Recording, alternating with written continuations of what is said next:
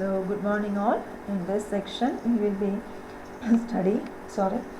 studying the derivation of TE and TM mode for a rectangular waveguide, and we will start with this equation 1, which is known as waveguide solution to Maxwell's wave equation. So if you are asked to derive waveguide solution to Maxwell's wave equation, you have to derive equation 1, which is already there in the PDF titled rectangular waveguide derivation. Okay, the video is also available. So this is my equation 1. Now next what I have to do is I have to find the constant values a1, a2, a3, a4. For that what I will do is I will use a boundary condition. So what boundary condition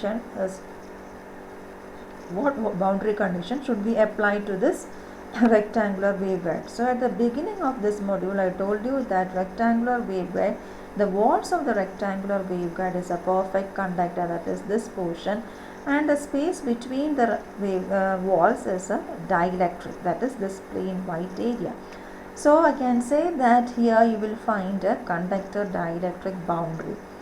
So we have already derived the boundary condition for a conductor dielectric boundary in our second module, that is a tangential component of electric field and the normal component of the magnetic field is equal to 0. Next we are going to apply the boundary condition for the upper inner surface, that is this region, and the lower inner surface. Okay, this is your upper inner surface and this is your lower inner surface. Now I am going to apply the conductor dielectric boundary condition. So I will read. Now we consider the inner surface, that is the wall of the conductor and dielectric. Now I can write ESX is equal to ESZ is equal to 0 at y equal to 0 and y equal to b. So y equal to 0, that is this point, and y equal to b, that is this point. So now I have just covered that axis y equal to 0 and y equal to b. Now the remaining components are what? HSZ, ESZ, ESX and HSX, right? So I can write at y equal to 0 and y equal to b, according to the dielectric conductor boundary condition, ESX, ESZ, HSX and HSZ is equal to 0. Here I have written only the boundary condition for electric field, but HSX and HSZ is also equal to 0. Okay, so at y equal to 0 and y equal to b, the x component and z component of electric field is equal to 0. Next, similarly, we will apply the boundary condition for the left vertical inner and right vertical inner surface, that is this one. This area and this section we are going to apply the boundary condition. Now I have covered x equal to 0, that is this point, and x equal to a, this point. So remaining components are HSY, ESY, HSZ and ESZ. So according to the conductor dielectric boundary, I can write HSY, ESY, HSZ, ESZ is equal to 0, which is written here. ESY is equal to ESZ is equal to equal to 0 at x equal to 0 and x equal to a.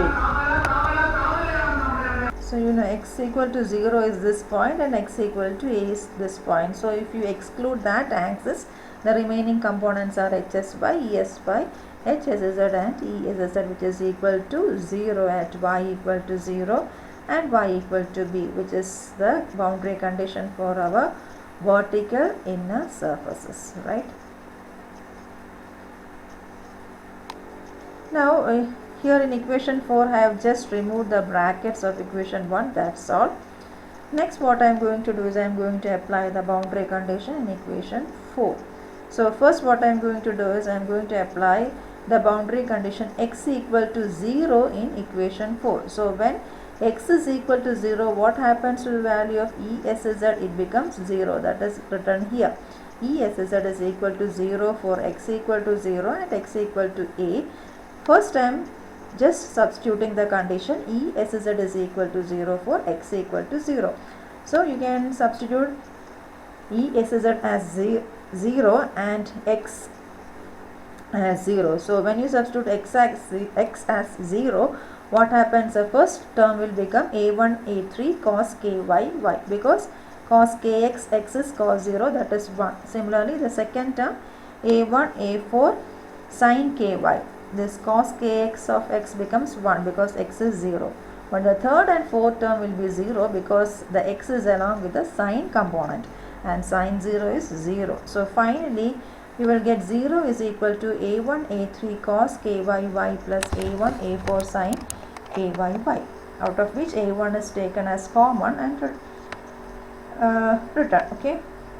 Now, since the term inside the bracket do not vanish for all y, a1 should be equal to 0. That means when you multiply these two terms, that is a1 and the term inside the bracket, our answer should be 0, right? So either a1 should be 0 or either the term inside the bracket should be 0. But the term inside the bracket cannot be 0 for all values of y, because one term is cos and another term is sine. So if for any value of y, if cos becomes 0, at that time sine will be 1. And if for any values of y, if sine becomes 0, that time cos will be 1. So for common values of y, the term inside the bracket cannot be equal to 0. So in that case, the only possibility is a1 should be equal to 0, so that our final answer should be 0. So a1 is equal to 0. We concluded that a1 is equal to 0.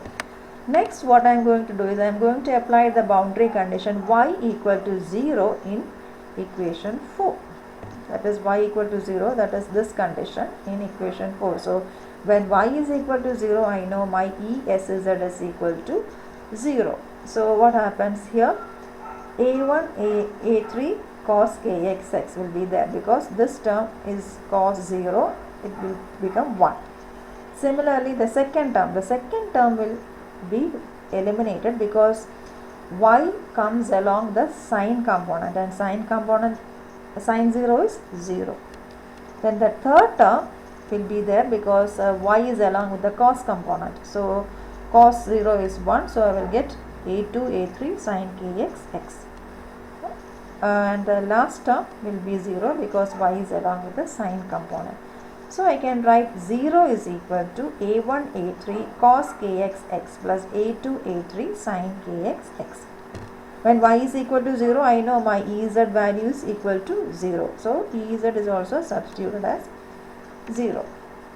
So finally I will get 0 is equal to a3 is taken as common into the term inside the bracket. Since the term inside the bracket do not vanish for all x, that means here we have two terms, a3 and the term inside the bracket. When you multiply these two terms, your answer should be 0. So either a3 should be 0 or the terms inside the bracket should be 0, so that your final result should be 0.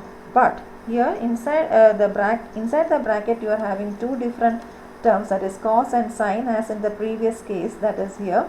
So what happens is, if cos x becomes 0, at that time sine will be 1, and if sine becomes 0, that time cos will be 1. So for all values of x, this term inside the bracket will not be 0. So the only possibility is a3 should be equal to 0, so that your answer will be equal to 0. So I can write a3 is equal to 0.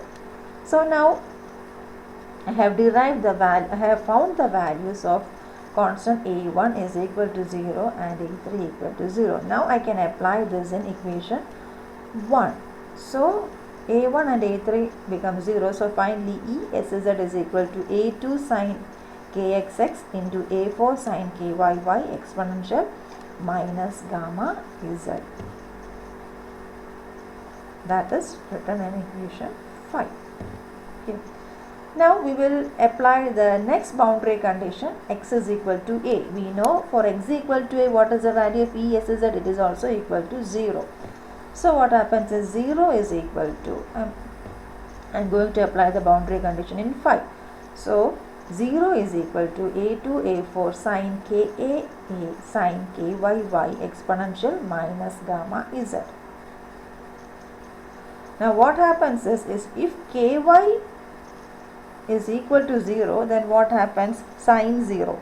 Sine 0 means 0. That means the whole field will vanish. There will be no field here, which is against the rule of rectangular waveguide. Okay. So in that case, I can say that ky should not be equal to 0. Should not be equal to 0. So the only possibility is sine ka into a should be equal to 0. So that means ka into a is equal to sine inverse of 0. So we can generalize as ka is equal to m pi. Okay, that is for m pi values where m is equal to 1, 2, 3, etc. Sine ka will be equal to 0. From that I can write what is k of a, that is equal to m pi by e. Similarly, we apply the boundary condition y equal to b.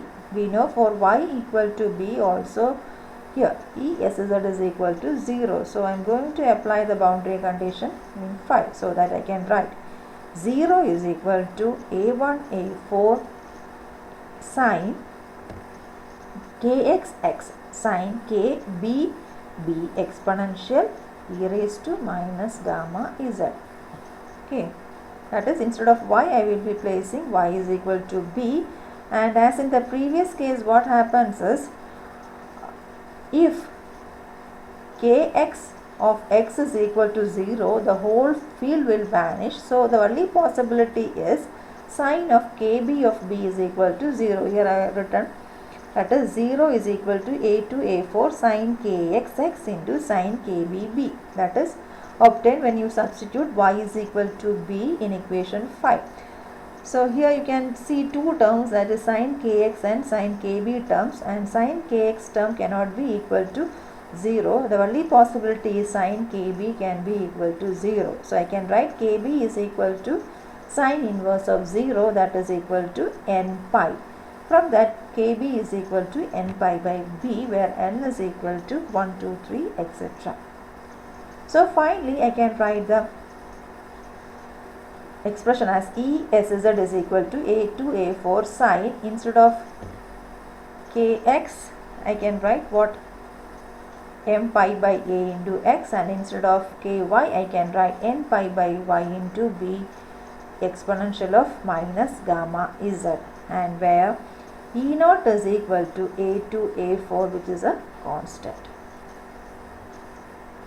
Okay, so that's the component is E is a component of rectangular waveguide. And that's all in this slide. Thank you.